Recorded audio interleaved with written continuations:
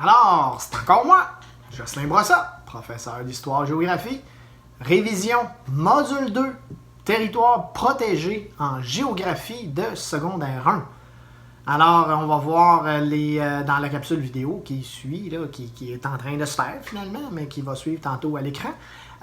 Vous allez voir qu'est-ce qu'un territoire protégé. Donc là, on va établir des faits dans nos opérations intellectuelles sur quoi vous êtes évalué.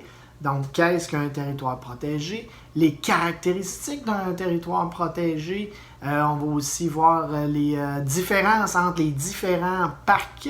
Donc, les parcs régionaux, urbains, nationaux. Fait qu'on va voir ça. Donc, ici, ça va être dégager des similitudes et des différences. Similitudes étant des choses pareilles, différences étant des choses, ça le dit, différentes. Alors, ça va être dégager des différences dans ce cas-ci. On va aussi voir les problèmes qu'on peut retrouver dans des parcs protégés. Alors, on va voir plein de choses et je vous reviens dans pas trop long, hein, finalement. Bientôt. À tantôt.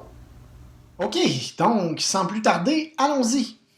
Comme on disait, c'est la révision, examen, parc naturel, module 2, secondaire 1. On l'a vu tantôt dans le début de la capsule.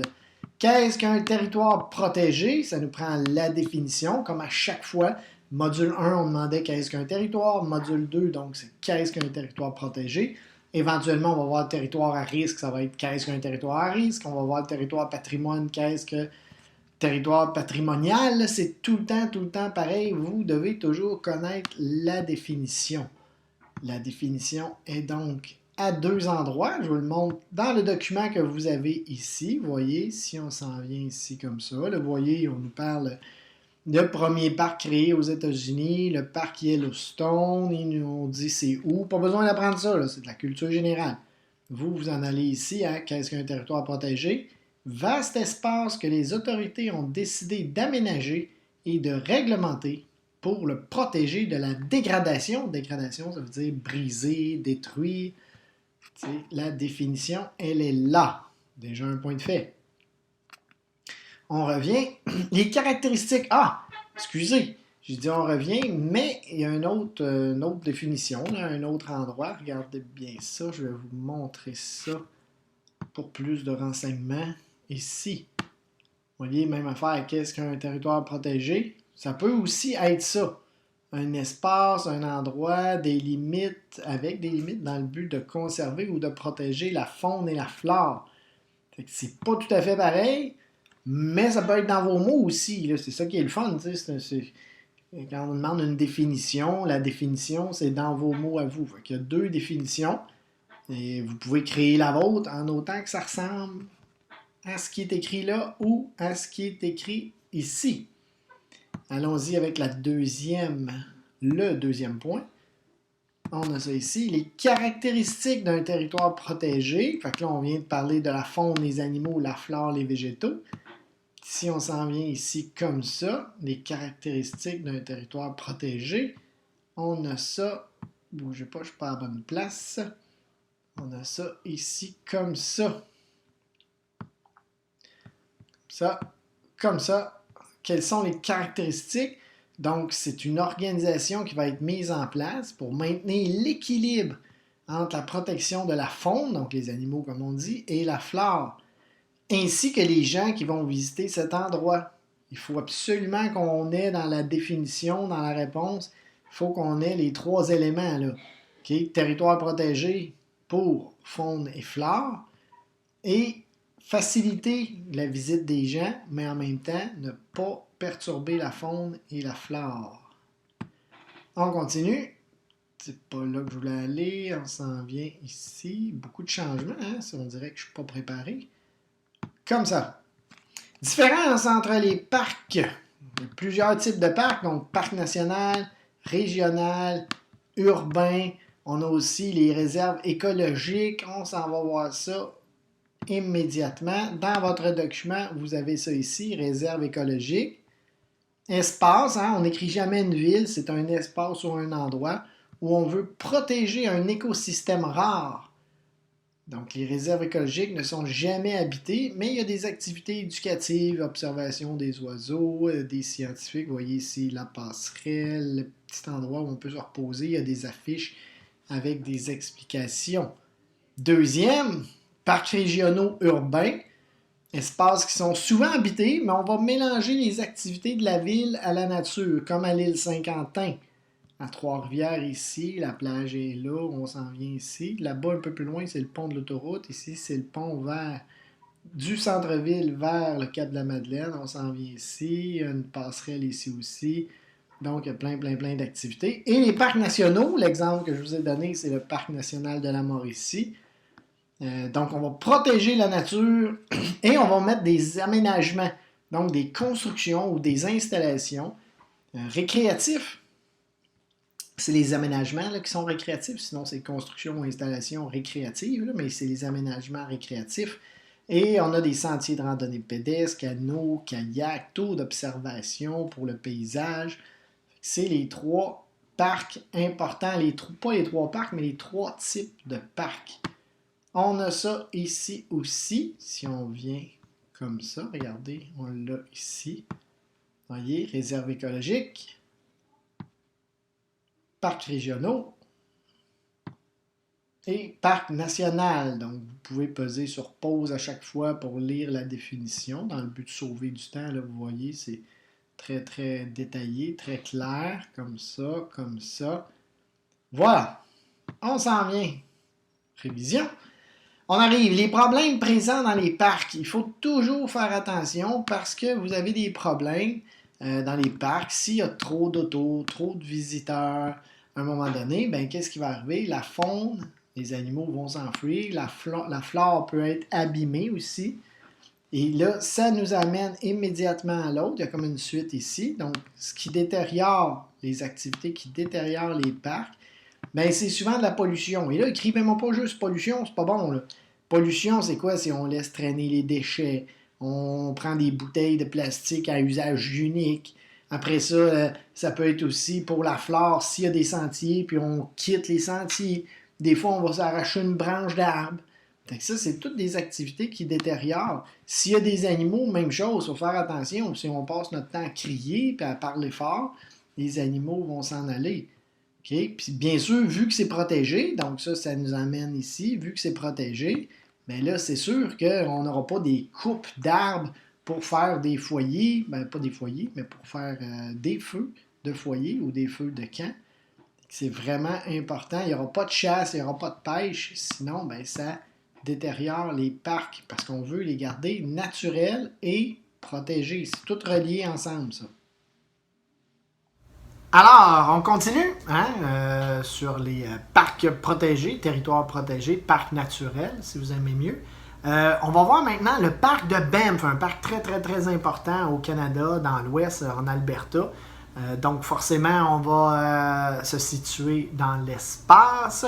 On va aussi être capable de comprendre les organismes qui gèrent les parcs, puis tous les moyens de promotion, la publicité. Maintenant, on a beaucoup de réseaux sociaux. Il y a aussi les publicités plus traditionnelles, là, journaux, radio, télévision. On va voir ça. Et on va aussi avoir des questions sur les localisations. J'ai dit tantôt, on va situer le parc de Banff, mais il va y avoir aussi encore dans le critère d'évaluation se situer dans l'espace. Il va y avoir les éléments qu'on met dans un parc. Fait que là, on va parler d'une carte avec un titre, des symboles qu'on va expliquer dans une légende. On va aussi voir l'échelle, donc respecter les bonnes proportions. Fait qu'on a plein de choses à voir, là. Fait que allez-vous-en pas, c'est pas fini.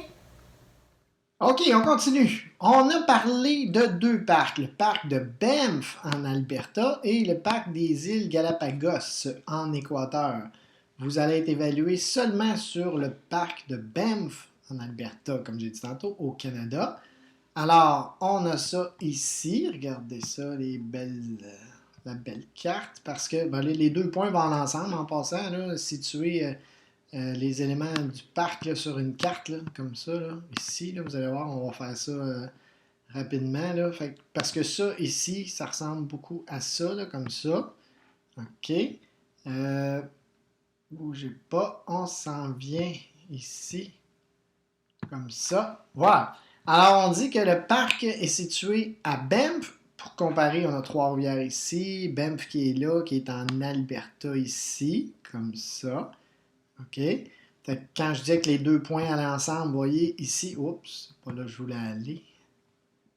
Quand je disais que les 2 étaient ensemble, regardez bien pourquoi. On a des questions de localisation sur le parc de Banff, sur la carte du Canada, les frontières. Fait que c'est sûr que ici, on va demander quelle est la frontière à l'ouest, quelle est la frontière à l'est. Ici, c'est la Colombie-Britannique. On va juste écrire CB, ça va plus vite. Et ici, c'est la Saskatchewan. On va juste écrire SAS, là, ça va un petit peu plus vite comme ça. C'est Colombie-Britannique, Saskatchewan. OK, ici, c'est bien évident que c'est les États-Unis. Et j'ai fait un petit U. États-Unis comme ça. Et ici, c'est les territoires du Nord-Ouest. TNO comme ça. OK, fait qu'il faut être capable de situer ça. Et parallèlement, quand on s'en vient ici, regardez si on continue comme ça, on a la carte. Fait qu'ici, comme ça, on vous dit la même affaire. Le parc de Banff, situé en Alberta, dans les montagnes rocheuses. Fait qu'ici, vous voyez, il est écrit BC pour British Columbia, parce que la carte était en anglais, là. Ici, NT pour North Territory, et ici, ça serait la Saskatchewan. On a des images. Là, on vous dit nommer des aménagements qu'on va faire. Le parc de Banff est reconnu, ses magnifiques paysages, sa faune, ses sources thermales. Ça, ici, ça explique. Mais il n'y aura pas de questions sur les sources thermales, là. Okay? Il n'y aura pas de questions non plus sur les animaux, là, sur la faune. Okay? Il n'y aura pas de questions non plus sur le lac Moraine qui était tellement beau qu'on a déjà décidé, le gouvernement canadien, là, la monnaie canadienne, là, de faire un paysage là, sur les billets de 20$ de 1969 à 79. Il n'y aura pas ça. Ici, on a des petites questions. Ça peut être bon que c'est reconnu par l'UNESCO. Que signifie UNESCO? Ici, avec ses atouts comme ça, le parc est comme ça. Mais c'est plus facile si on regarde ici, parce que ça, ici, vous avez le parc de Banff. Comme on disait, regardez ici, là, ça monte, ça redescend. Donc ici, vous voyez, ça monte, ça redescend. Fait que la ville est là. Fait que si on avait à encadrer la ville, ça serait ça. Ici, vous voyez, tous les lacs comme ça, c'est ici, le parc est là. Donc la ville, puis le parc est ici, tout de suite après la ville, avec tous les lacs. Il y a une route qui passe ici, OK? C'est l'autoroute transcanadienne. Ici, ça, c'est le logo des chemins de fer. Fait que là, après ça, ben, c'est sûr que si on met des restos, on met des restos dans la ville pour les gens qui, après ou avant être allés au parc, vont vouloir manger. Vous avez aussi les hôtels qui risquent d'être là. Il y en a ici à l'intérieur, là, les sources thermales, là, il va y avoir ça. Mais c'est sûr que c'est dans la ville que les activités se passent. Si je veux mettre, admettons, une usine, je ne mets pas ça dans la ville, je mets ça un petit peu à l'extérieur de la ville, qui peut être ici ou là. Puis aussi, si on met des fermes, admettons, ben là, les fermes vont être plus ici ou là. On ne mettra pas la ferme dans le parc, puis ni dans la ville, puis l'usine non plus. Donc, parc, ville, comme ça. Fait que respecter ici, là, quand on fait ça, si on respecte l'échelle, donc les bonnes proportions avec la ville là qui est là. Le parc ici, vous voyez comme ça. Fait que le parc, là, vous voyez, il passe un peu là, dans la ville même. Là, mon cercle ici là, pourrait être comme ça. Là, okay? Mais la ville est là, comme ça ici. Le parc est là. OK? Fait que là, on vient de répondre. Oups, pas ça. C'est ici ce que je voulais faire. C'était là. Comme ça. Fait que vous voyez, on a fait ça. Fait qu'on voit que le parc... Vous avez la ville, le parc qui est un petit peu plus gros, et tout le réseau de Parcs Canada, c'est eux qui vont gérer tous les parcs dans le Canada. Ça ici, on vient de le faire. Les gens se sont toujours installés près des cours d'eau, parce qu'il va aussi avoir, là, j'ai parlé de la localisation du parc de Banff. Ici, on a situé les éléments, mais là, il va y avoir aussi, on a parlé des frontières pour Banff en Alberta, les frontières à l'ouest, à l'est, au nord. Mais il y en a aussi sur le Québec, donc le fleuve Saint-Laurent, ça revient tout le temps d'un examen à l'autre. Ce qu'il ne faut pas oublier, comme à chaque fois je vous le dis, c'est des petites questions, cette fois-ci des questions de révision sur le premier module, le module 1, qui était le module sur les territoires. Et il faut aussi pas oublier d'apprendre nos provinces capitales, les frontières maritimes du Canada, les frontières maritimes du Québec et les frontières terrestres du Québec. parce que vous allez avoir des petites questions là-dessus comme à chaque fois. Alors, à la prochaine!